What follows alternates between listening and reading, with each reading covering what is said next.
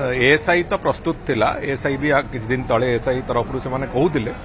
किंतु छत्तीसा निजोगर अनुमोदन आवश्यकता थिला। छत्तीसा निजोग आज अनुमोदन देइछि। वर्तमान जो कथा ओडिशा प्रदेश रो विभिन्न लोक गणमाध्यम रो बंधु माने समस्त बारंबार पचारतिले ए रत्न भंडार मरामती काम केबे आरंभ होबो। वास्तव में रत्न भंडार मरामती काम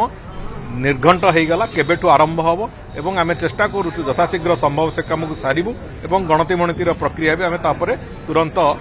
से प्रक्रिया भी सारिबु एभलिया एक स्थिति को नेकी जिबार ता भितरे अनेक गुडिये काम आमे करिवा को जाउछु जेमिति कि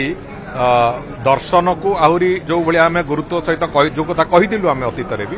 दर्शन को श्रृंखलित करिवार व्यवस्था से प्रक्रिया भी आरंभ होईछि। एबारे रत्न भंडार जो मरामती काम सहित दर्शन को श्रृंखलित करवा एवं नीतिकांति को श्रृंखलित करवा से प्रक्रिया भी आरंभ होईछि एवं आमे टार्गेट रखिछु जे जेतेबेले समग्र विश्वर लोक माने आसीबे आमर